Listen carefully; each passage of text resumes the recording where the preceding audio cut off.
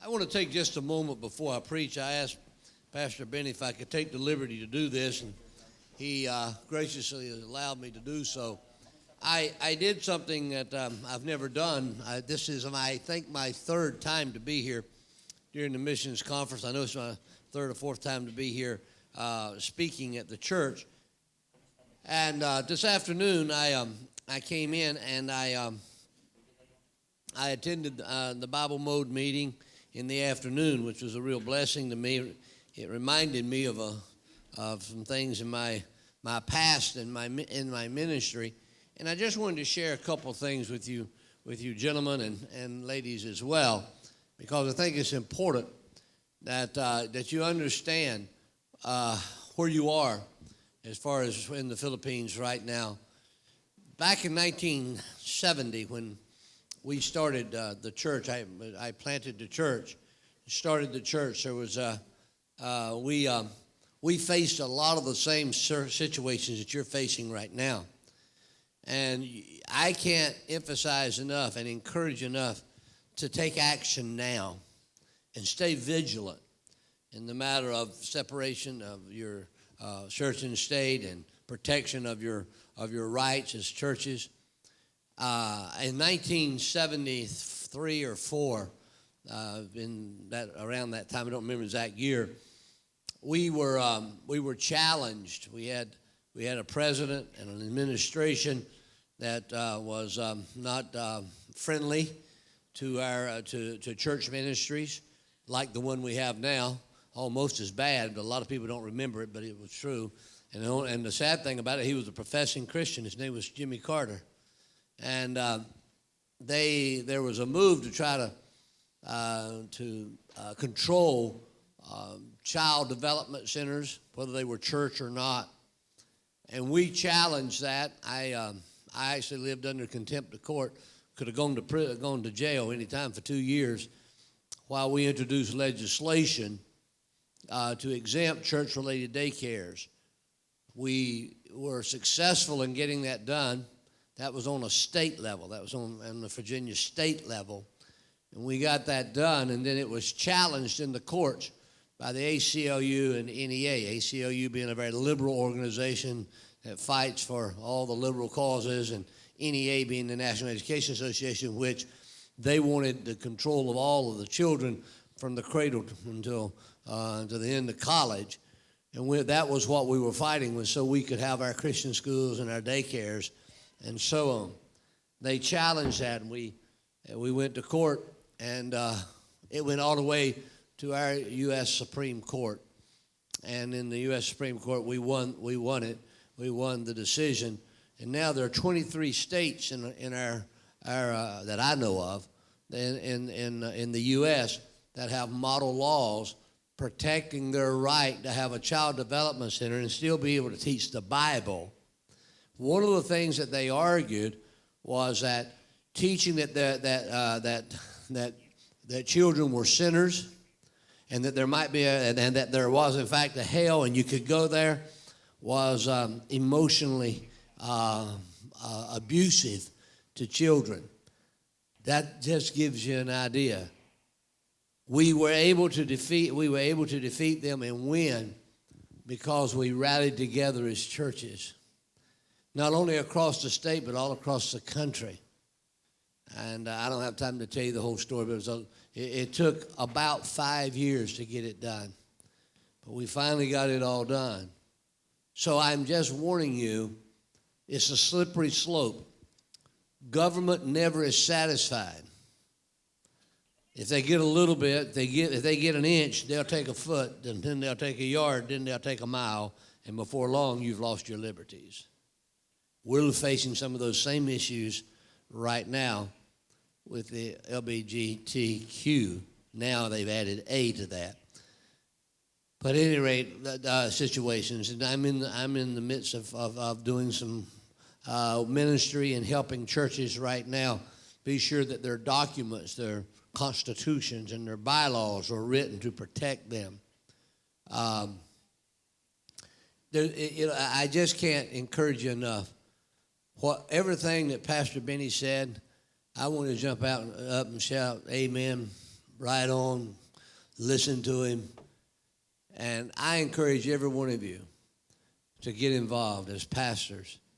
The drug addiction situation, you know, we wouldn't dare try to do drug testing in churches. I don't know that legally we'd probably be in big trouble in the U.S. But if you did drug testing in your church, don't be surprised, because the number one drug abusers in America, no, it's not marijuana, no, it's not crack, no, it's not cocaine, it's prescription drugs. And they're being the opiates that are being used by a lot of just the regular people in churches, and who've got addicted because of maybe surgeries or whatever, or maybe it was just their drug of choice. And so I encourage you, everything that they talked about, sign up, sign on. I had a church tell me years ago, I don't believe we ought to be involved in stuff like that. I said, okay. One day I got a call. They wanted to get involved because they were having a lawsuit filed against them. And that's the way it's done in America. It may not be done that way here.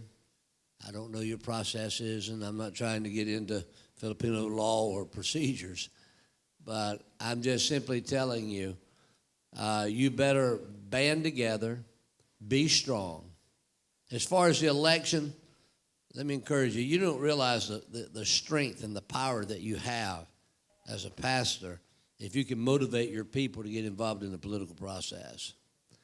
We had a problem with our city council. They were passing laws and rules and zoning and all the rest. We organized, our church organized, and then went to other churches and organized other churches. And in one election, we replaced 4 council members from folks that were anti-church and anti-God and everything else with 4 that were our people. And it was just a matter of going out and registering everybody to vote, getting people involved in the political process. We had people that worked every precinct. And we got out voters, and we worked it. Pastor Benny said the Bill of Rights is in our Constitution largely because of preachers and Baptist preachers at that, most of them, many of them. That's exactly right. One that's probably one of the better known is a man by the name of John Leland.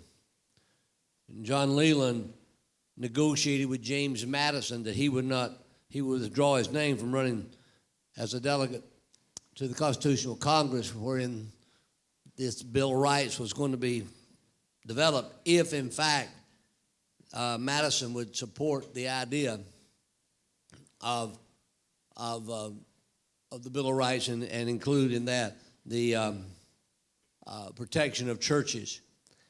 You know, it's an interesting thing, and I'll just say this, then I'll preach. But it's in the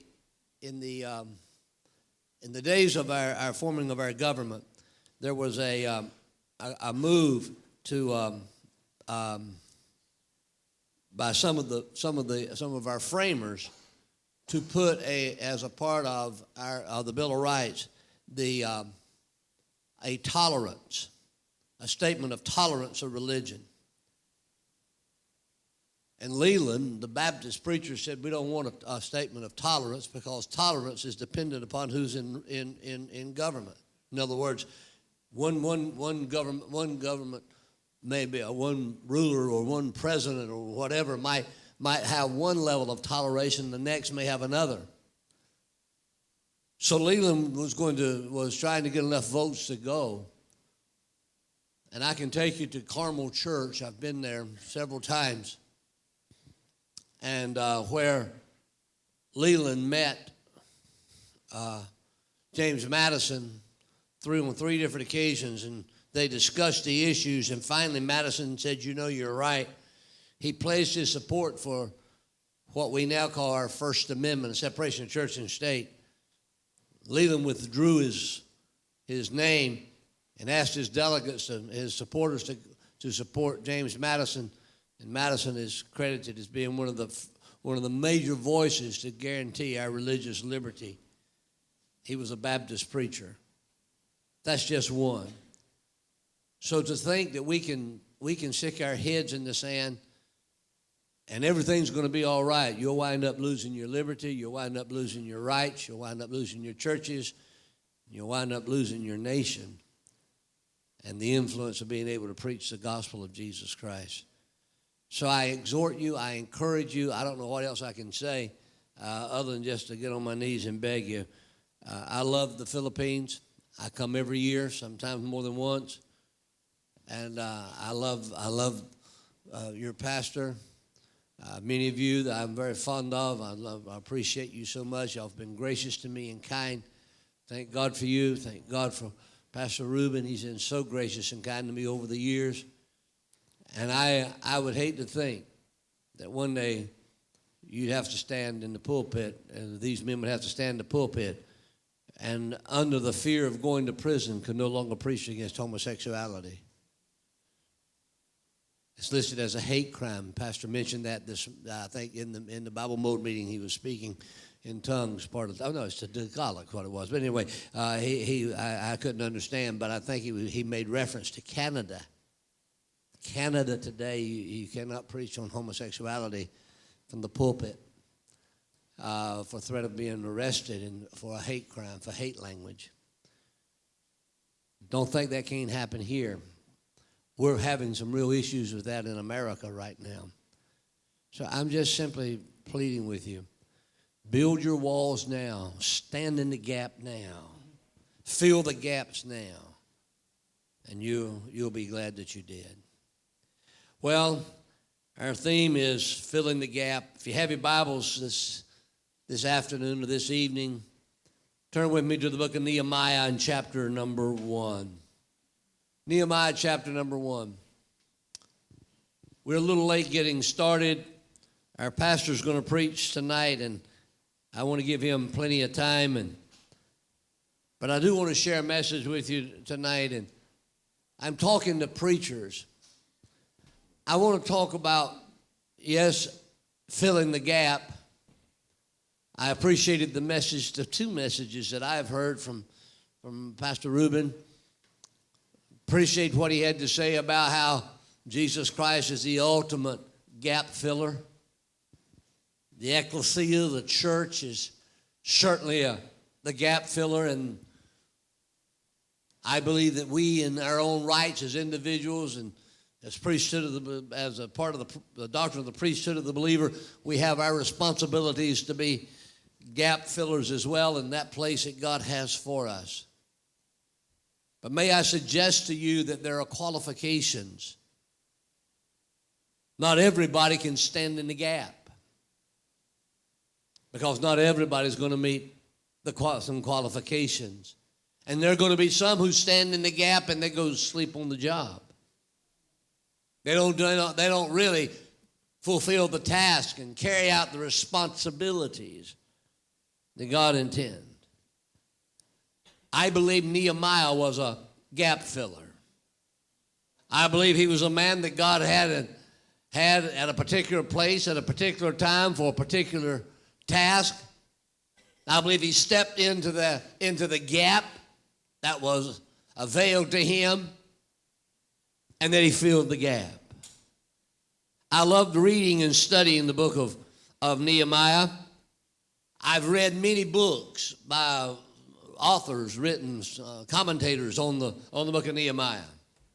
Ray Stedman has a great book on the book of Nehemiah. And Alan Redpath, and one of the older writers. There's a younger man that is coming along that's writing some great commentary.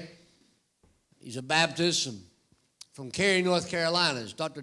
Stephen Davey. And I was just recently in a legal seminar at his church. He has a huge church, and they run about 3,500 on Sunday morning. Beautiful facility in Cary.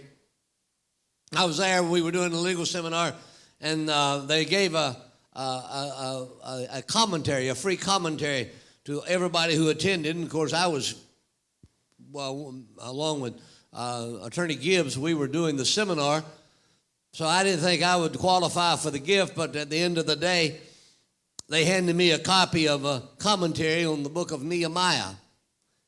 I read the entire book while I was flying over, knowing that I was going to be speaking and already have been made preparation of my message. But as I was reading it, I picked up some thoughts from him, and I jotted them down. He said in his book, he said of the book of Nehemiah, he said that the book or the memoirs of Nehemiah happened to be a true story about broken things and broken people. Now, I feel certain whenever Dr. Davies, I don't really know, when he made that statement, he probably was referencing the broken walls that are recorded that were around Jerusalem that had not been rebuilt. I'm sure he was referencing the broken lives of that remnant that had returned to rebuild the temple and had started building the walls, but the very king that allowed them to go and to the city of Jerusalem put out an order they had to stop building the walls, and they had become discouraged and despondent over the fact that the walls, they were not able to build the walls. But I believe there's something else there, and I believe that I will be able to share this with you, and that is that Nehemiah is the gap filler before he ever became qualified to go and build the walls. Before he ever was able to go and stand in the gap, he also had to become a broken person. It was in 1978, 79, I was speak at our stewardship banquet. But our son, who had a brain tumor, was scheduled to have brain surgery on the very night that I was to speak at the banquet. Not knowing whether he would live or die through the surgery, I called a dear friend of mine, a pastor by the name of Dr. Jack Hudson, who pastored the Great Northside Baptist Church in Charlotte, North Carolina, and asked him would he come and speak for me. Now, I'm sure many of you, most of you probably do not know who Dr. Jack Hudson was, but he was a man with a humble spirit. He built a great church in Charlotte. But he had a type of arthritis, and that was very painful. Basically, it was in his spine. And he walked like this. He slept with heated sandbags to get him up in the morning to heat him. So many nights he slept in a chair. He was the most humble man and phenomenal preacher. I asked him would he come preach for me, and he agreed to do so. He came that night, and I was at the hospital. Our son came out of surgery. He was in the neurointensive care unit. He was doing fairly well. My wife was with him, and he was in and out of consciousness because of the sedation for the surgery. I decided I'd just ride over. I said, honey, I'll be back in just a little bit. I'm going to run over and see how the banquet's going. I went in, and as I went in, he was in the midst of preaching. And he made a comment. He saw me when I came in, and he said, Dr. Holland, he said, tell us about the boy. How's the boy? I gave a report, and I said, I'm only here a few minutes. I'm going back to the hospital. And I gave a report. He began to cry. And he looked over to the people of my church, and he said to our people, he said, it's been my experience in life that before God ever really uses a man, he first breaks him. I've thought about that often, and I've gone back through my mind of the great men of God that I've known in my life. Most of them have experienced at least something in their life that has driven them to their knees. It brought tears to their eyes. Some of them, things that are physically you're able to see. Some you're able to know about. Some are in the quiet recesses of the heart and the soul of the individual. But gap fillers that really stand in the gap and make the difference usually are broken people. It was that way with Nehemiah. Notice, if you will, in the first chapter. I'll just read 4 verses, and from those 4 verses we'll lift a message maybe that will encourage us tonight. The words of Nehemiah, the son of Ekklesia. And it came to pass in the month of Chisleu, and if you want to know what month that was, that's the month of December, the Jewish calendar, in the 20th year, as I was in Shushan the palace, that Hananiah, one of my brethren, one of his brothers, came, he and certain men of Judah, and I asked them concerning the Jews that had escaped. Now, the Jews had been in captivity for some 70 years. King Ahasuerus had allowed, recorded in Ezra, the 2nd and the 7th chapters, a remnant of them to go back to the city. And under Ezra, they were rebuilding the temple, and they had started, as I said a few moments ago, to even build the wall around the city. But the Samaritans had rose up against them, and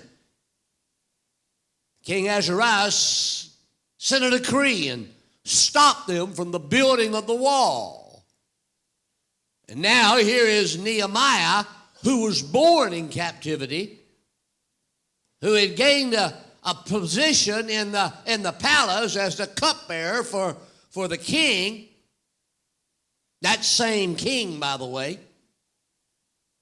And now one of his brothers has made a trip to Jerusalem, and he's come to bring him word of how that remnant of the Jews that are in Jerusalem, how they were doing. Verse number 3, he said, and they said unto me, the remnant that are left of the captivity there in the province are in great affliction and reproach. What they said was, they're having a hard time. They're suffering. The wall of Jerusalem also is broken down, and the gates thereof are burned. He didn't get a good report. Didn't you notice the response of Nehemiah? The news has broken his heart. It's touched him. Have you ever had news come to you that just drove you to your knees and brought tears to your eyes? I've had that happen on more than one occasion, but the one that is the most prominent and sticks out in my mind before all others is that Wednesday afternoon when I was sitting at my desk and my phone, my intercom on my phone buzzed, and I picked it up. It was my secretary, and she said, Pastor, Dr. Michael Sisk is on the line for you. Michael Sisk was a neurologist that was our son's doctor. We had taken our son to him because he was having some problems for some tests. And I picked up the phone and I said, yes, Doc. And he said, Pastor Holland, I'm sorry, I've got some bad news for you. My hands became clammy. My heart began to pound in my chest. And I said, what is it, Doc? He said, I'm sorry. Paul has a brain tumor. I thought the weight of the world had fallen on my shoulders. I couldn't imagine ever hearing those words, but I just heard them. I thanked him and hung up and left my office and drove to tell my wife the news. It wasn't quite the same with Nehemiah, but when you look at the next verse, it certainly had some of the same effects. The Bible says in verse number 4,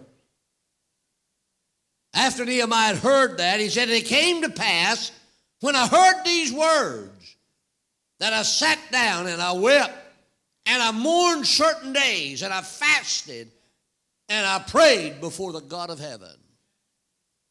The news of what of the condition of the people and of the walls of his beloved city and his beloved people,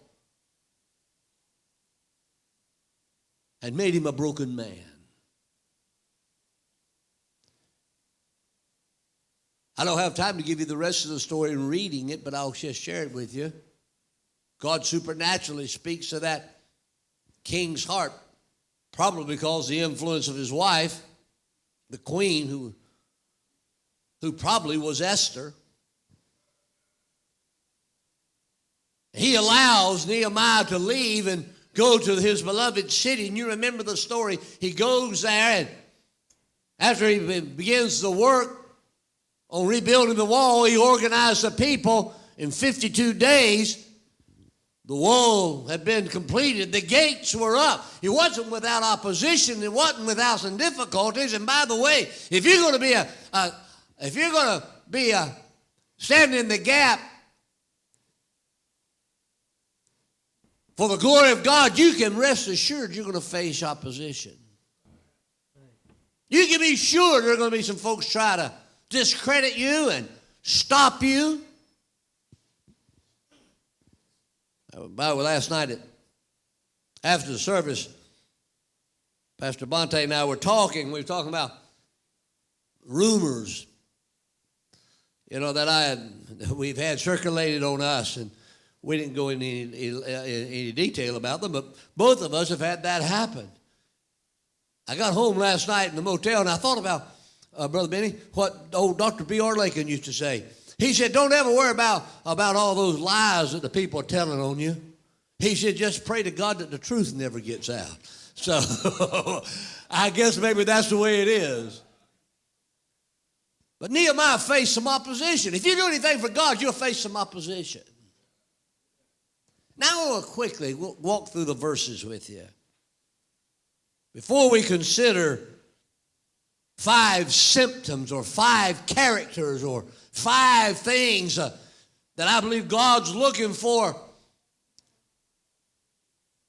a man who will stand in the gap.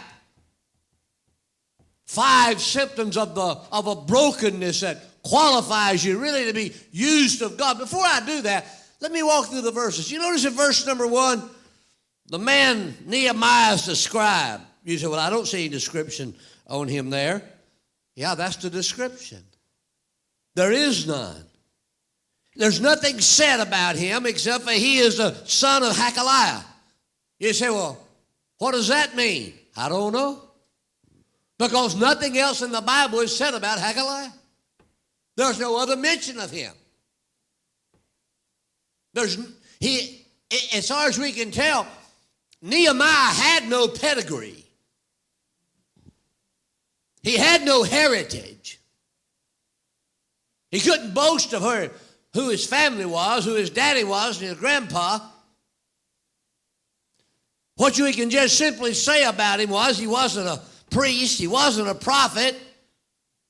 He was just simply a servant who served the king as a cupbearer. I guess the best way to say it is Nehemiah was just an ordinary person, or an ordinary man. I've attended a lot of these conferences over the years of my ministry, pastors' conferences. I've sat out there where you are and listened to the great preachers in America, walk to the pulpits and sit there and think to myself, I could never do that. I'll never be able to build a church like that. I'll never be able to preach like him. I'll never. And one day I awakened to the reality. You know what? All God ever asked me to do was just be Rudy Holland. That's all, not anything else. I didn't need to be Lee Robertson, Jerry Falwell, or John Rollins, or Benny Abante, or Reuben Abante. I don't need to be any of those folks. I just need to be just an ordinary person that God made me, and God will put me in the place that he wants me to be, to stand in the gap that he has for me. And I don't know who you are, and I maybe can't name you by your name, and I certainly don't know the gap that God has placed you in or the place he's put you, but I can tell you this. If you have a broken heart, a contrite spirit, and you'll humble yourself under the mighty hand of a holy God, In due time, he'll exalt you. He'll lift you up. He'll bless you. It may not be the same way. It may not be to the same level in the eyes of other men, but in the eyes of a holy God, it'll be just as great as what anybody else did. Did you know that? I had the privilege of sitting under the ministry of Lee Robertson. Somebody said to me one day, a lot of people he had white hair. They said, he reminds me of what you would think Moses looked like. Well, I don't know that he did, but the truth of the matter is, they'd say, well, man, can you imagine the great reward? Heard one of the students at Temple say this one day. Can you imagine the great rewards that Lee Robertson's going to have when he gets to heaven? I said, I don't know there'll be any greater than Miss Daisy Hall. They said, who in the world is Daisy Hall? I said, well, she's a little lady in Louisville, Kentucky that lives in about a 3-room shack. She taught Sunday school every Sunday for 40, 50 years. Bradley Price, a friend of mine, was writing a biography on Lee Robertson, and he went to Louisville and went to see Miss Daisy Hall because that had been Lee Robertson's Sunday school teacher. She was so old, feeble, she couldn't get up and come to the door. But she said, would you come in? And he walked in. She said, can I help you, sir? He said, Miss Hall, I'm here. Do you remember a young boy in your Sunday school class by the name of Lee Robertson? She said, no, I don't remember him. She said, wait a minute, let me check something. She got an old Bible out and she flipped it over to the cover of it and the page after the cover, and she began to take her finger. She said, oh yes, here he is. Little Lee, I remember him now. He got saved, and she gave the date that she led him to Christ and the day that he had followed the Lord in baptism. I'm telling you, that's a woman that filled the gap.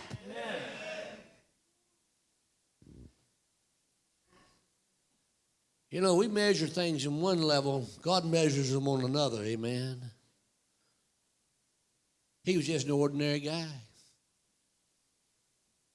Nothing special about Nehemiah. He's only mentioned in the book of Nehemiah, never nowhere else. Just a guy that served the wine to the king. Cupbearer, that's what he did. Of course, I hope he was a Baptist, but he probably wasn't because he had to taste the wine before he gave it to the king. I probably wouldn't qualify him. I don't know. Just an ordinary guy. Just sitting there tonight. You came a long way. You spent money you didn't have, but you felt like you ought to come. You're here. We're talking about standing in the gap. And you're beginning to wonder what I'll ever be able to do. You'll do all that God has for you if you meet the qualifications. Second thing I'd have you notice in the next verse is the message that was delivered. Nehemiah didn't get a good word from his brother. It was a description of how bad things were. It was awful words that conveyed the discouragement of those that were there in Jerusalem. Now, there's an interesting thing about this. I'm going to interject it now, and then I'm going to give you the 5 points, and I'm done. In the next verse, in verse number 4, it's evident that the news that Nehemiah had received had broken his heart. And yet, gentlemen and ladies, Nehemiah had never been to Jerusalem. He had never seen that city. He may or may not have known some of those that had left that were there. But when he heard of the condition, it broke him.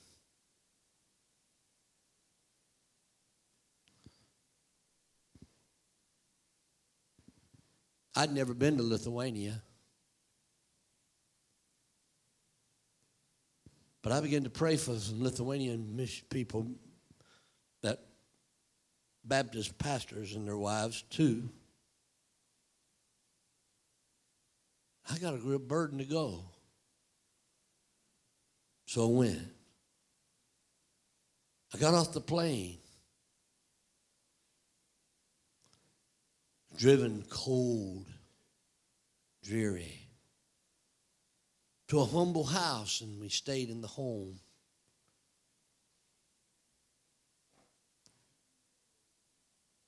I began to see them work there and how difficult it was. How the missionary and his wife had barely enough to live on. And yet how they gave so much of their time. I'd never been there, but when I got there, God broke my heart. I'm not Filipino.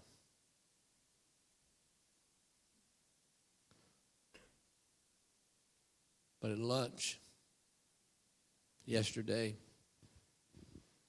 I was having a problem with my ear, and the pastor was gracious enough and allowed me. I stayed at the hotel instead of coming over till later in the afternoon yesterday. I went to the 32nd floor, and I walked to the railing and looked over the vastness of the city.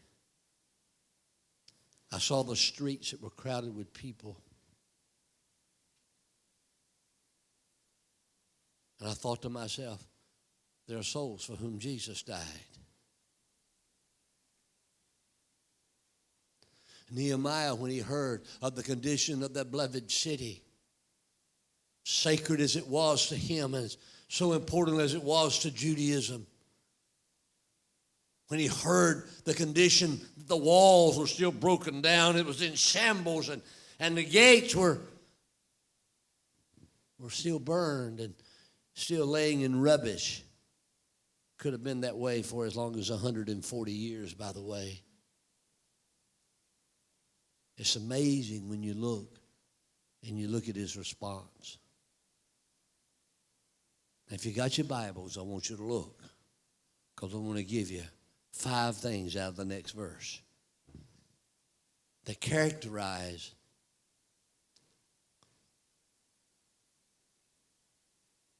the man that's going to stand in the gap. Do you see the first words? The first words lead us to believe and declare for us that Nehemiah was engaged in contemplation. Contemplation. Yeah. You see where it says that he says, Nehemiah said, I sat down. What did he sit down for? He had sat down to think about it. You ever just sit and think about the work that God's given you? You ever just sit and think and contemplate about the vastness of the task that God has laid at your disposal? He began to think about it. He contemplated it. He did so that as he was doing so, maybe I should say, he emotionally translated what he had heard into his innermost being. He did not think of just a city that didn't have a wall, or the gates were still in rubbish. It became an emotional attachment that was God's city. They were the people of God that were there. It was a shame for the temple to have been rebuilt and not be guarded and protected by a wall. And he thought about it. On your way home, Saturday or Monday or Sunday or whenever you go, whether you be flying or driving, contemplate, think about the gap that God's put you in.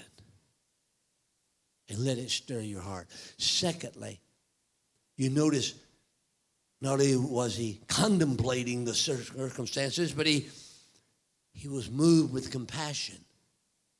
I sat down, and what's the next word? I what? I wept. I wept. I was convicted when I read that. I remember when God put me in my first gap. It was in Roanoke, Virginia. Roanoke, Virginia is seated in a valley with mountains, the foothills of the Blue Ridge Mountains around it. And you can drive on one of the bypasses, the Interstate 81 around it. And at night, and you can look over and you can see in the back, in the distance, in the backdrop of the city, another mountain that had a star on it. And they called that Roanoke the Star City of the South because that star was there. But beneath that star, you can see the skyline of the city. And if you look to the left, you can see the lights of the residential area. And you look to the right, you can see the residential area. You can go down about 3 or 4 miles and cut across, and then you're in the outskirts of the residential, and you can swing around and literally make a circle around the city. And I remember when I stood in the gap.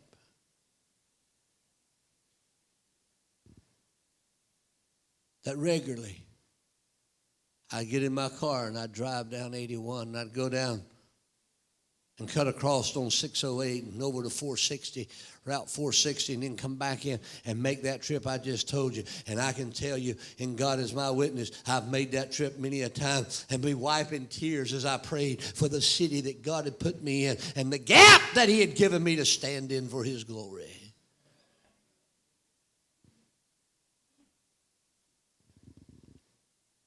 You want God to use you? Ask him to break your heart for the ministry he's given you. I sat down, he said,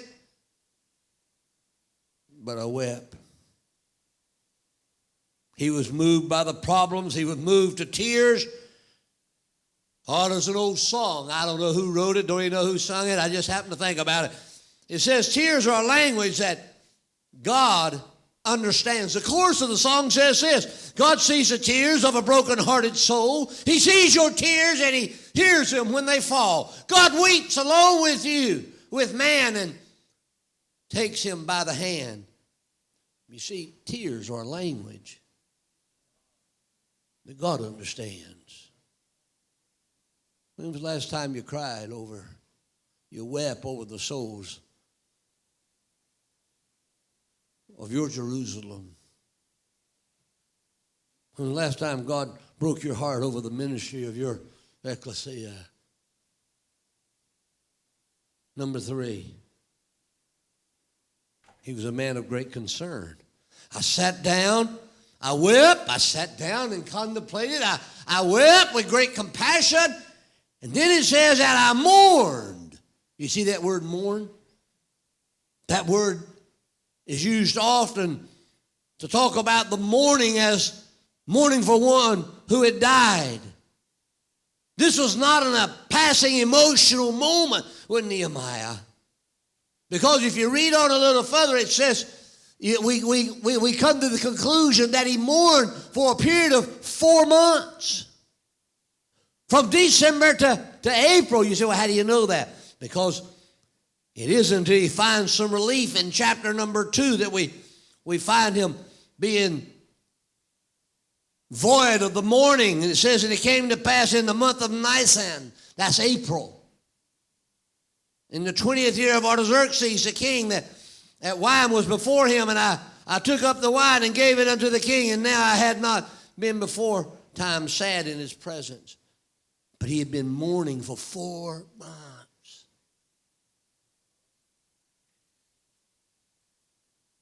I don't know how many times I've gone to the altar, and sometimes meetings just like this, tears streaming down my face.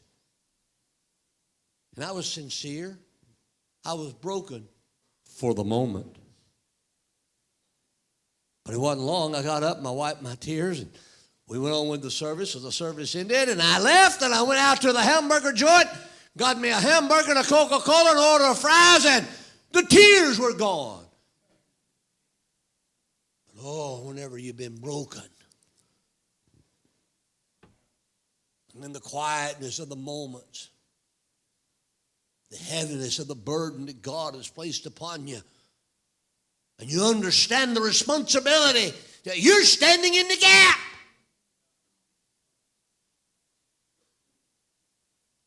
He mourned. He mourned. Then you notice he had great concentration about the circumstances, the situation. It was on his mind. He couldn't get it off. He said, where do you see that? He mourned certain days and he fasted. The word fasted there is not talking about that he missed a few meals. What it literally means is he lost his appetite. He had no desire to eat. Have you ever been so burdened you didn't want to eat? Have you ever felt such pressure and such a burden for whatever the circumstance, the gap that you're standing in, whatever it might be, your ministry God's given you, the church, whatever it might be, that food has no appeal?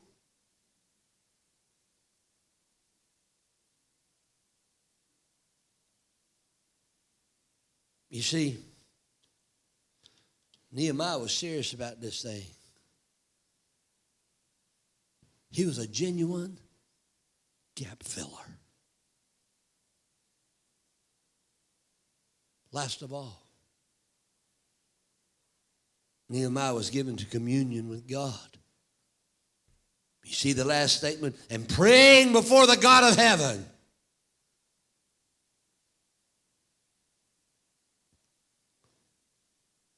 He found himself crying out to the God of heaven. It's an interesting statement.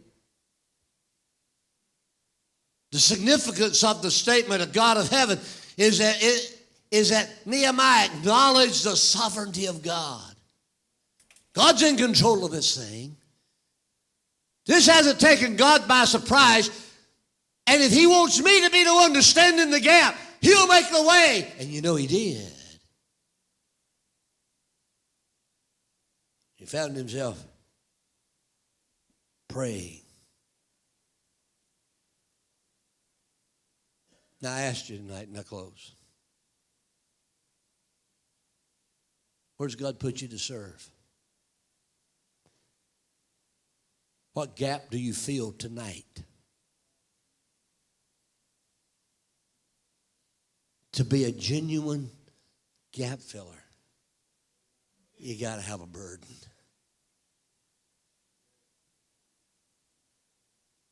It's got to grip your soul.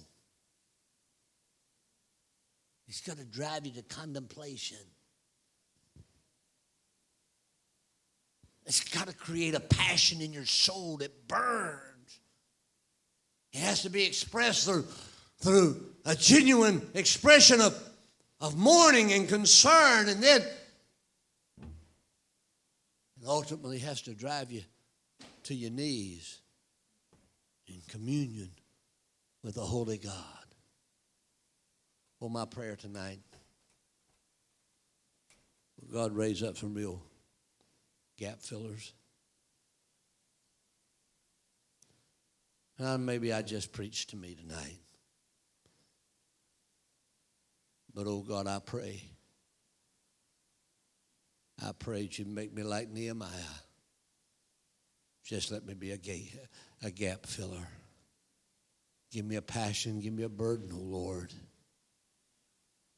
Give me a burden. Break me, oh Lord. Take the desire of food from me. Oh God, make me a gap filler.